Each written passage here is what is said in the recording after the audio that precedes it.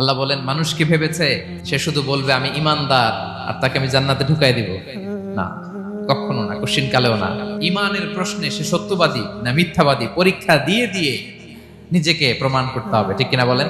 এবং এই পরীক্ষার ব্যাপারটা, এটা যে শুধু আমরা সাধারণ মানুষ আমাদের জীবনে দুঃখ বিপদ পরীক্ষা এমনটা না। এই পৃথিবীর সবচেয়ে শ্রেষ্ঠ মানুষ যারা ছিলেন তাদেরকে আল্লাহ পরীক্ষা নিয়েছেন। হে আল্লাহর রাসূল, এই পৃথিবীতে কাদের জীবনে পরীক্ষা বেশি?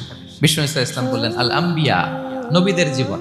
তারপরে নবীদের পরবর্তী অবস্থান যাদের, সিদ্দিকিন যারা, সোহাদা যারা, সলিহিন যারা, আল্লাহওয়ালা যারা, তাদের জীবনে পরীক্ষা বেশি। ব্যক্তির দিনদারি যত বেশি, তার জীবনে আল্লাহর পরীক্ষাও তত বেশি। আপনি আল্লাহওয়ালা হবেন, আপনার জীবনে পরীক্ষাও অনেক বেশি।